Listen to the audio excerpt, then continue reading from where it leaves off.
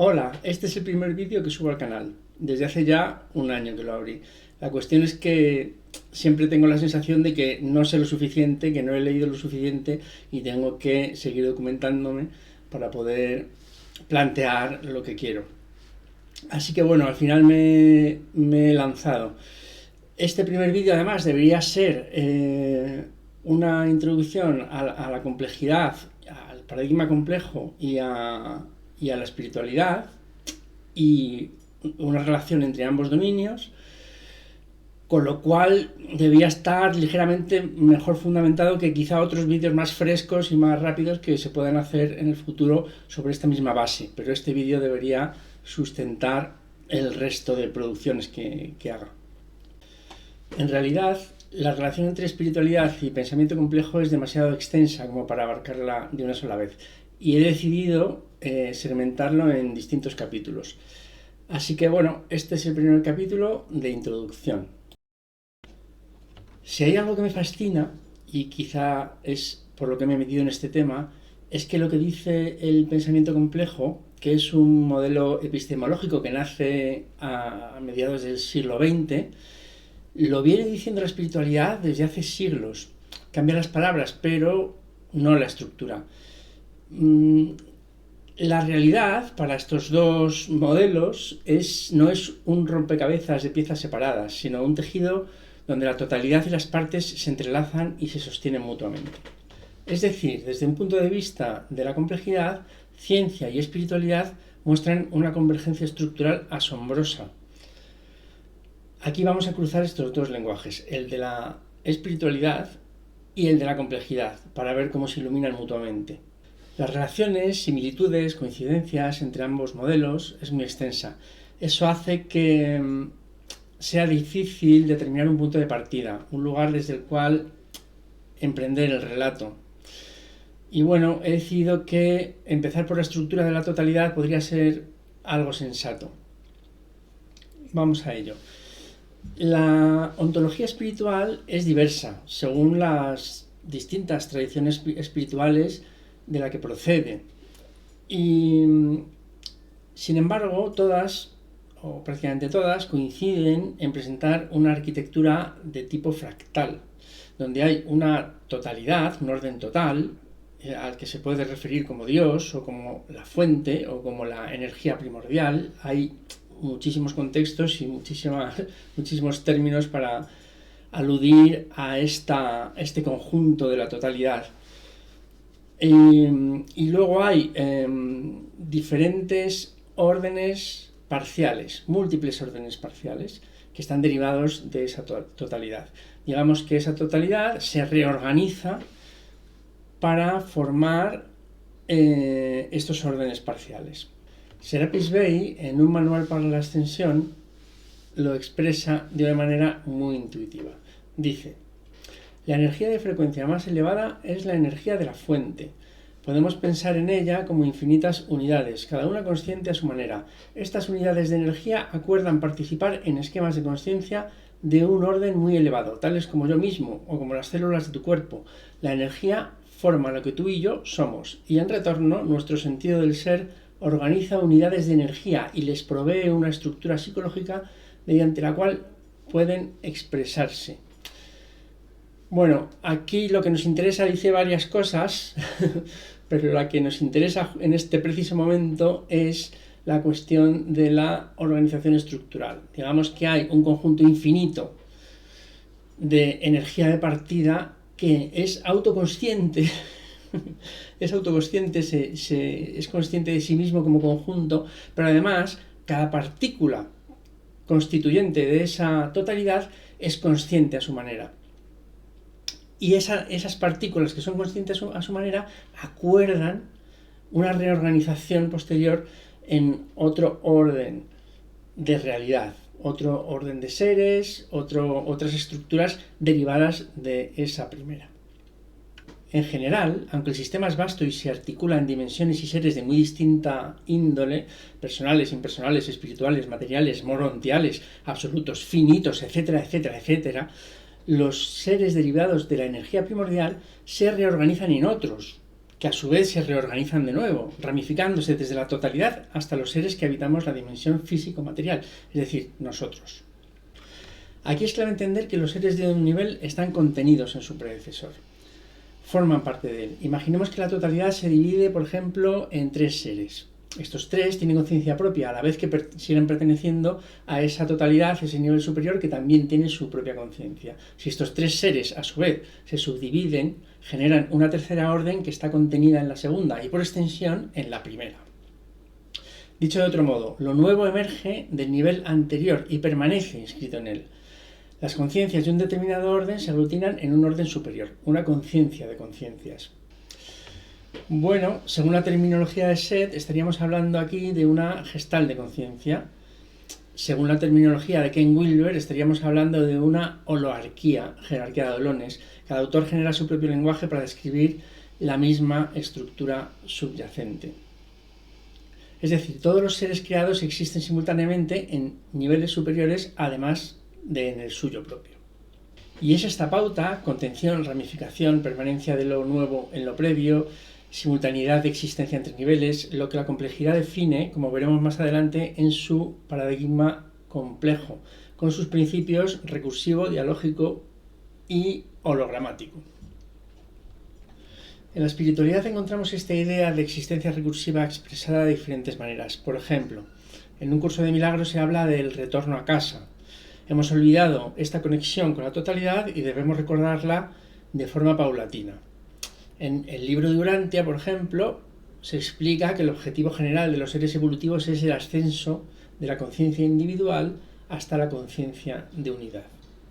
Es decir, las fuentes espirituales nos dicen de distintas formas que aunque haya una apariencia de división compartimentada, todos los seres estamos interconectados, no solo verticalmente entre los distintos órdenes jerárquicos, sino también horizontalmente entre las instancias hermanas pertenecientes al mismo orden de organización.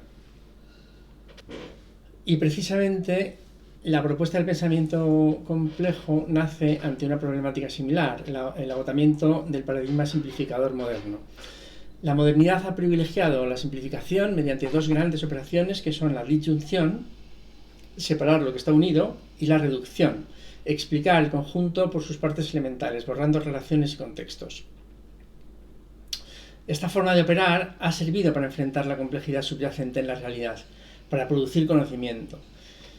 Se trata de aislar elementos constitutivos de la realidad en microsistemas cerrados que pueden ser observados y gestionados por una mente limitada. Edgar Morin, en su introducción al pensamiento complejo, busca justamente trascender ambas operaciones de disyunción y reducción. Contempla la totalidad como un entramado donde unidad y diferencia coexisten exactamente igual que lo hace en la ontología espiritual. Tiene un párrafo muy bonito que dice: yo me sitúo entonces por afuera de 2 clanes antagonistas, uno que borra la diferencia reduciéndola a la unidad simple, otro que oculta la unidad porque no ve más que la diferencia. Bien por afuera, pero tratando de integrar la verdad de uno y otro. También explica cómo la simplificación, es decir, ese cercenamiento voluntario e inevitable de la realidad, que en un principio ha resultado útil para la producción de conocimiento, finalmente ha encontrado unos límites que lo revelan como un impedimento para la propia comprensión. Y dice: a primera vista, la complejidad es un tejido, complexus, lo que está tejido en conjunto, de constituyentes heterogéneos, inseparablemente asociados. Presenta la paradoja de lo uno y lo múltiple. Al mirar con más atención, la complejidad es, efectivamente, el tejido de eventos, acciones, interacciones, retroacciones, determinaciones, azares que constituyen nuestro mundo fenoménico. Así es que la complejidad se presenta con los rasgos inquietantes de lo enredado, de lo inextricable, del desorden, la ambigüedad, la incertidumbre. De allí la necesidad para el conocimiento de poner orden en los fenómenos rechazando el desorden, de descartar lo incierto, es decir, de seleccionar los elementos de orden y de certidumbre, de quitar ambigüedad, clarificar, distinguir, jerarquizar. Pero tales operaciones, necesarias para la inteligibilidad, corren el riesgo de producir ceguera si eliminan a los otros caracteres de lo complejo. Y, efectivamente, como ya lo he indicado, nos han vuelto ciegos. Como vemos, el problema de partida en ambos dominios es el mismo, y quiero subrayar que esta coincidencia es espectacular. El problema es la segmentación de lo que es continuo, en complejidad, y la aparente conexión con la totalidad en la espiritualidad. Y la respuesta también es la misma, restaurar las conexiones que fueron omitidas entre los elementos del sistema. En la espiritualidad, este marco epistemológico en el que unidad y diferencia coexisten dentro del mismo sistema deviene una cuestión ontológica. La estructura debe entenderse como estructura de la realidad, no como un simple catálogo de objetos que están en la realidad. La realidad misma es la que se estructura de esta forma. Hemos visto cómo la totalidad se organiza en estructuras recursivas, seres, realidades o conciencias que se organizan unos en otros, que se contienen unos a otros, lo que coincide con el principio recursivo del paradigma complejo. Hemos visto también cómo existe un ámbito total, holístico, que lo contiene todo, lo que coincide con el principio hologramático del paradigma complejo. Y hemos visto cómo existen estructuras resultantes en los órdenes subsiguientes de organización, las conciencias, seres o realidades individuados, diferenciados, aunque pertenecientes a la totalidad, lo que coincide con el principio dialógico del paradigma complejo. Bueno, ahora vamos a ver un poco más en detalle esta cuestión última dialógica. Cuando la realidad se despliega en organizaciones subsiguientes, aparecen realidades locales que operan como verdades dentro de su propio marco de referencia. Pueden contradecirse entre sí, y aún así conservar la coherencia con el sustrato del que parten. Es decir, se generan lógicas distintas a partir de un mismo contexto. Ahora veamos este proceso de forma visual, que es más sencillo de lo que parece. Supongamos unas condiciones de partida, una realidad total que incluye todos sus elementos y todas sus interrelaciones. Tal realidad solo sería aprehensible mediante un esfuerzo infinito. Necesitaríamos energía infinita para poder aprehender toda esa realidad infinita, porque también sus relaciones internas son infinitas, ¿de acuerdo? En la ontología espiritual la cuestión es aún más clara, porque las condiciones de partida, por hipótesis, son infinitas. En ausencia de omnisciencia, que requeriría conocimiento y energía infinita para poder procesar infinitos elementos, todo conocimiento es parcial. Quien conoce debe seleccionar un conjunto finito de elementos de esa totalidad para construir su mapa. Siempre es un recorte. Tenemos la totalidad, un conjunto infinito de elementos de partida representado aquí por un campo de puntos. Para construir nuestro relato de lo que ocurre y debido a una limitación mental, no somos capaces de considerar el conjunto total infinito, debemos seleccionar un subconjunto de elementos. A partir de esta selección sacaremos nuestras conclusiones, construiremos nuestro relato de lo que ocurre. Otra persona podría seleccionar un conjunto distinto de elementos y construirá un relato distinto. Los dos relatos podrían ser contradictorios entre sí, pero serán coherentes ambos con el conjunto inicial de la totalidad.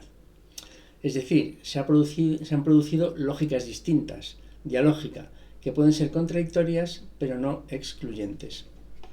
Distintos recortes producen conocimientos parciales que pueden resultar contradictorios, sin por ello excluirse. A esto llamamos dialógica, coexistencia de realidades que se oponen, pero que pueden ser coverdaderas en marcos distintos.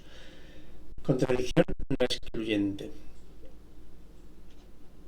Y si la omnisciencia es imposible, el pensamiento complejo propone una ética y un método. Reconocer la incompletitud, articular perspectivas parciales en diálogo y construir cartografías provisionales, siempre abiertas a revisión.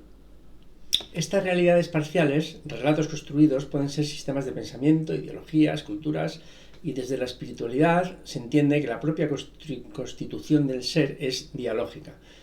Somos individuos diferenciados, a la vez que hologramática, formamos parte de la misma totalidad autoconsciente, y recursiva, los seres de un determinado orden constituyen al ser que los contiene.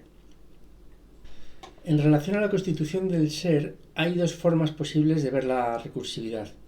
La primera sería la forma en cómo se constituyen mutuamente los seres de distinto orden en la jerarquía, es decir, cómo los seres de un determinado orden construyen a los seres del siguiente orden, cuando se reorganiza esa energía primordial en un orden subsiguiente de seres, ese primer orden está constituyendo el segundo orden. Pero también ese segundo orden, al vivir, al residir en el orden que le precede, también lo está construyendo, lo está constituyendo. Un ejemplo muy claro sería el de el alma morontial. El alma morontial, digamos que aglutina una serie de experiencias, una serie de encarnaciones que ha ido ejecutando a lo largo de su existencia. Todas esas encarnaciones se integran en ese alma morontial. Ese alma morontial tiene una conciencia, como conjunto, y las conciencias de las encarnaciones tienen también su propia conciencia, viven de forma independiente, pero viven dentro de ese alma morontial. Entonces, ese alma morontial se construye con la identidad de esas conciencias individuales. El alma morontial ha construido esas conciencias individuales y luego esas conciencias individuales están construyendo el conjunto del alma morontial. La segunda forma de considerar la recursividad en relación a la constitución del ser es simplemente entender la definición de conciencia de forma recursiva. Una conciencia crea otras conciencias, por lo tanto, una conciencia se contiene a sí misma. La conciencia contiene conciencia. En realidad, estas dos formas de entender la recursividad son dos expresiones del mismo fenómeno. Bueno, pues hasta aquí esta introducción a la relación entre el pensamiento complejo y la espiritualidad. En siguientes vídeos seguiremos profundizando en estos temas y daremos nuevas visiones, perspectivas y modelos y metáforas visuales para poder entenderlo mejor. Espero que os haya gustado. Muchas gracias.